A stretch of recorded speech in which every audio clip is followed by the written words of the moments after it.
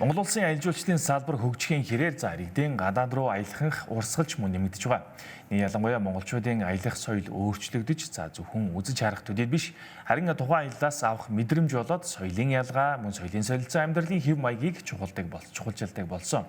Тэгвэл бид студид энэ талаар Юдор компани үүсгэн байгуулагч гүйцэтгэх захирал Мөнх Цэцэгтэй ярилцж байна. Танд өглөөний мэнд хүргэе. Өглөөний мэнд хүргэе. За тэгэхээр юуны өмнө бас та компани товчхон танилцуулах уу? Танай компани хэдэн жилийн өмнө байгуулагдсан, яг аялал жуулчлалын салбар дээр аль чиглэл дээр илүү голчлон ер нь ажиллаж байгаа вэ?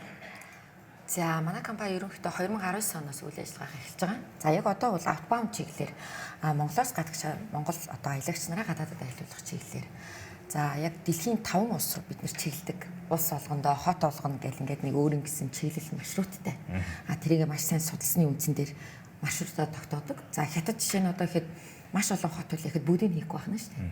За тэгэхээр яг ямар улс руу хийж байгаа вэ гэхээр Япон, Америк, Хятад, Дубай, Япон гэсэн юм үндсэн 5 чиглэлд манайх одоо 4 чиглэлээр үйл ажиллагаа явуулдаг. За энд аялал жуулчлал, визний үйлчилгээ консалтинг, боловсрал, эрүүл мэндийн гэсэн 4 чиглэлтэйгээр дэлхийн 5 улсад үйл ажиллагаа явуулж байгаа. Мэдээж дэлхийн компани болохын төлөө ажиллаж байгаа.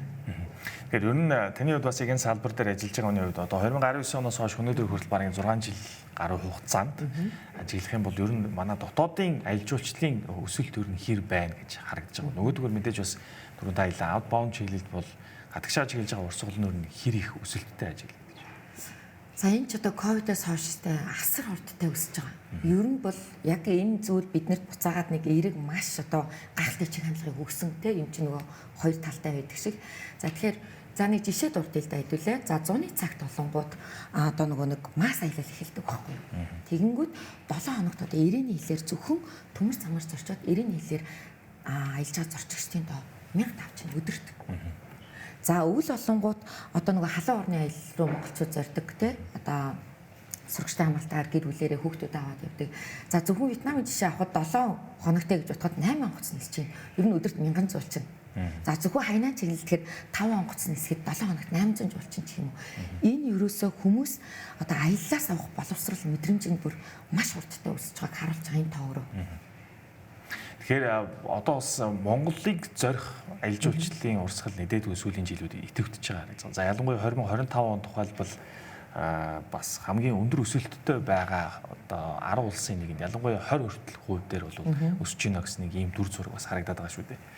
Тэгэхээр 2025 онд бас 847 мянган гадны жуулчин хүлээж авсан гэсэн ба. За ойролцоогоор 1.7-оос 1.9 тэрбум орчим доллар бас Монгол улсад орж ирсэн гэж. Тэгэхээр энэ өсөлт төр нь цаашаага хэр хадгалагдах төлөвтэй та бүхэнд яг одоо газар дээр нь ингээд ажиллаж байгаа. Нөгөөдгөр сая өвлийн аялал жуулчлал гэдэг дээр бас нэлээд идэвхжил энэ жил ялангуяа ихний үйлрэл дээр бас харагдсан. За яг хөө бидний ингээд харж байгаагаар энэ салбарт байгаагийн хувь тийм ээ. Юу гэхээр юм ингээд технологи, дэвшил бүх юм ингээд маш хурдтай өсөхийн хэрэг хүмүүс илүү амьдлаг байгаль тийм яг ингээд органик зүйл рүү ингээд яг одоо мэдрэмжээ илүү хөнгөлөх гэж одоо жишээ ингээд илүү их аялдаг болчихно. Одоо жишээ нь одоо ер нь бол Монгол бол өөрөө их онцлогтой, жилийн дөрөв улирал эрсдэл уур амьсгалтай. Өвлийн улиралд аялал жуулчлал багасч байгаа ч гэсэн энэ уур амьсгалыг үүсгэх гэж одоо байгалыг үүсгэх гэж энэ мэдрэмжийг авах гэж өндөр хүчтэй орны хүмүүс маш их зорж байна. Одоо ерөөс Япон жуулчид ирээд хараа говьд очиод бүр ингээд амар гоо мэдрэмж аваад ёо амьдралтаа аваагүй мэдрэмжийг авч дуу чимээ байхгүй. Тэ бүр намгүй ямар ч утас байхгүй. Ингээд бүр тэр олон гоё манай Монголын ингээд хөг тэнгэр одоо оддыг харж сэтгэлийн тайтгалыг мэдэрч байна. Тэгэхээр энэс улбатаагаар цаашдаа юм хөгжигч технологич тусам за манай Монгол улсад ирэх жуулчдын тоо илүү өсөх байх гэж бодож байна. Байгальтайгаа илүү ойр байх хүсэж байна гэсэн үг. Тийм. Тэгээ би ч бас хувьдаа ингэж боддог. Гаднаас ирж байгаа жуулчдыг бид нээр амар өндөр түвшинд хүлээж авах болно гэж хичээж штэ ингээл. Одоо тэржид байгаа хүмүүсийг бид дээр суулгах ямар хэрэгтэй яг байгалаар нь байлгахмаар санагддаг. Үйлчилгээний хувьд бол манай монголч бас одоо маш сайжирж байгаа шүү дээ. Ерөөсөө л алхам болгондоо бүх салбарт бид нар чи хөгжөөд явж байгаа улс орно. Тэгээд гатгшаа яваад үйлчлүүлээ сурцсан хүмүүс чинь буцаагаад энэ хэмжээгээр хүмүүст үйлчлэгээ өгдөг болсон. Тэр ерөөсөө л яг энэ байглаараа гой үйлчлэгээг өгөөл энэ гой орчинд ерөөсөө цаашдаа бол урсгал дахиж нэмэгдэнэ. Одоо Монголыг бол бүр гадны зулчид Европын зулчид аягүй хэрэгтэй болчихсон. Өвөлцөнгөө. Тэгээ бүр өөрөвчөө өрөөд ирнэ. Ямар нэг travel аялын компани бүр хэрэггүй өөрөвчөө өрөөд бүхэнгээр бодол захиалах хийж. Тэгэхээр бас танай компанийн тухайд яг өвлийн аялал жуулчлал тал дээр ер нь бүтээгдэхүүн үйлчлэгийг хэр төрөлжүүлсэн байдаг бол энэ чиглэл дээр ер нь хэр анхаарал хандуулж ажилладаг? За ер нь бол нөгөө бүх сизон бүх 7 хоногоор л нөгөө нэг бүтээгдэхүүнтэй байх хэвээр. Тэгжээж бид нар чинь доктортой үйл ажиллагаа явуулна. Өвөл зун хавар намар гэдэг бүх одоо бүтээгдэхүүн өсөв шүү дээ манай аялал манд биднэрт байгаа. За энэ өвлөхэд бол би ер нь хайнан дээр нэлээд голчиж ажилласан. За манай компанийн хувьд болохоор нэг улсын аялал гаргана шүү дээ. Аялал гарахаас өмнө тухайн одоо бүс нутагт тухайн улсад би өөрөө гэр бүлэрээ дор хойж 3-6 сар очиж амьдарч чад. Бүр маш сайн судалгаа хийсний дараа монголчуудад нөгөө энэ аяллыг зөвлөдөг. Тэгээ өнгөрсөн жилдүүд манайх ер нь хайнан дээр нэлээд голчиж ажилласан. Яг тэгвэл одоо хамгийн хямд өртөгтэй далайн иргэн одоо монголчууд яваас сурцсан ер нь их баялаг газар шүү дээ хайнан ч өөрөө. Тэгвэл яг нөгөө гаднаас өвлийн өвөл одоо Монголыг тухайлбал яг онцлог зорих чиглэл дээр ер нь танахаас яг тодорхой чиглэлсэн тийм аялалч гэдэг юм уу байдгүй гадаад жуулчдад зөвлөж. За өвөл жуулчд авах жоохон хүнд.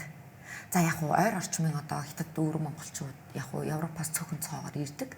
За Монгол манай хувьд бол яг одоо Монголд өвлийн аяллыг зохион байгуулдаг байна.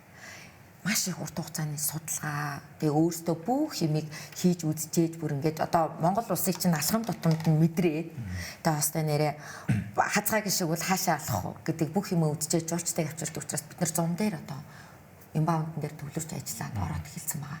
Тийм. Ер нь дотоодын аялал жуулчлалын талаас харахад яг манай монгол хүмүүс маань өөрсдөө Монгол их орноор аялах тэр урсгал ер нь хэр өсөлттэй байгаа ажиглагдаж байна. Гэхдээ одоо баруун тишээ гараад ахвал та нар мэдээж зуны цагт зүгээр хөвсгөлийн зам хаанаас эхлэж хөвжирдэг үлээ дээ. Бүр кемп болтохгүй, майхан барих зай болтохгүй. Зүгээр л одоо энэ монголчууд гэлтгүү дэлхийн нийт гайхамшигт аялдаг болсон. Тийм. Ерөөсөө л аялж явахдаа хүүхдээ хүмүүжүүлдэг болсон. Бизнесээ хийдэг болсон. Бүх юмыг одоо хосуулж чаддаг болсон. Энэ бол одоо хүн төрөлхтний хамгийн том одоо бүр гайхамшигт амжилт болчиход байгаа шүү дээ. Энэ бол ковид бол биднэрт маш их зүйлийг бас өгсөн гэж би нэг талаар хардаг байхгүй юу. Тийм. Амьдралын өөр сэтгэл зүг өгсөн. Энэ бол зүгээр аялалтай бүр номер 1 сашгүй холбоот.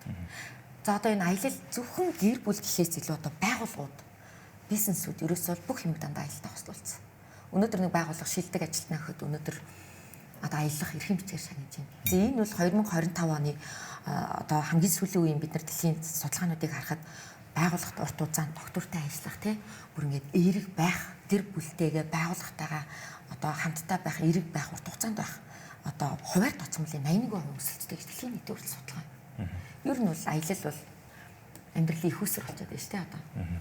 Тэгэхээр яг бас тодруулахад ер нь бол гадагшаа чиглэж байгаа манай аяллаа тухайд бол бас шүүмжлэлтэй ханддаг үндсүүд бас байдаг л да. Тухайлбал одоо очисон газараа жоохон тийм соёлын ялгаатай байдлыг мэдрэхгүй байх ч гэдэг юм уу те. Түүнээс үүдэлтэйгээр жоохон тийм зохисгүй үйлдэл гарах гэх мэт. Тэгэхээр таны хувьд бас энэ салбарт ажиллаж байгаа явж байгаа хүний ер нь яг жоохон анхааруул зохилтой гэдэг зүйлийг юу илүү тод харагдаж байгаа шүү. За ер нь бол одоо Хятад, Америк, Япон зэрэг улсууд дээр бид нэр ингээд 4-5 араб нэгдсэн улсуудаар ингээд ажиллаж байхад нөгөө нэг эхлээд амьдрах орчинтойгоо өөрсдөө танилцчаад дараа нь хүмүүс бид нөгөө яагаад зооч хийгээд одоо бүр тур оператор хийгээд хүмүүсийг тэнд аялалд хамруулдаг тэгэхээр бид нар маш сайн мэдээлэл өгөх хэрэгтэй. За нэг яваад яг монголчууд энд тэгж ингэж орклооч гэх юм янз бүрийн шүм байдаг. Бидтэй хүн төгс биш мэдхгүй. За тэгээд интернетээс заримдаа яг ингээд анзаардаггүй тэрийг ойлгодоггүй. Тэгээд хүн нэг яваад дараагийн удаа сурдаг. За яг Японы зах зээл дээр гэх юм бол одоо ингээд метронд ороод үйлчлүүлэхээс ахуулаад асар их соёлын ялгаа байдаг. Хятадд очиод зөвхөн ариун цэврийн өрөөнд ороход ингээд соёлын ялгаа харагдчихэйдэг тий. Америкт очиод хоол идэхэд ялгаа байдаг нөгөө тип бэлдэг ш тий. Тэгэхээр ер нь бол энд одоо аялал зохион байгуулж байгаа компаниуд энийг бас тухайн үйлчлүүлэгчдэд аль болох боломжоор өгөх хэрэгтэй. Энэ бол бас бидний үүрэг болчихж байгаа. Гэхдээ тэр хүн өмнө Америк явдаг лаг мэддэг гэсэн юу гэж бид нар тандах юм. Тийм учраас бид нар энэ ажлыг хийж байгаа учраас бид нар мэдээлэл өгөх хэрэгтэй. Тэгэхээр нөгөө нэг хүмүүсийг одоо бүдүүлэг байна болохгүй нэхээс илүү энэ дээр бол аялал жуулчлалын компаниуд маань одоо тэр зуршлагч байгууллагууд маань маш сайн мэдээлэл өгөрэй гэдгийг би бас онцолж зөвлөмөр байна. Тийм. Өнөөдөр гэрээгээд мөнгө авч байгаа бол тухайн орны соёл юу хийж болох, хийж болохгүй. Соёл ямар байдаг вэ? Хооллохтой хүртэл ямар соёл дээр анхаарах вэ? Халбах одоо савхны энэ юунаас авахлаад компани л одоо зөвлөөсэй гэж би хүсэж байгаа. Энэ дээр бид нэр зөвлөгөө өгч юм бол нэг тийм актер соёлын ялгаан дээр манайхан хэцүүдэд байхгүй дээ.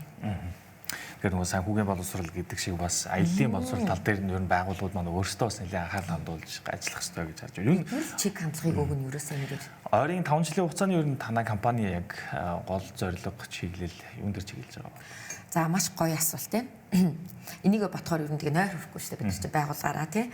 За ойрын 5 жилийн зорилго бол манайхаа одоо ингээд 5 улсад үйл ажиллагаагаа хэрэгцсэн байгаа байхгүй юу? Тэгэнгүүт энийг бид нартай холбож эхэлж байгаа.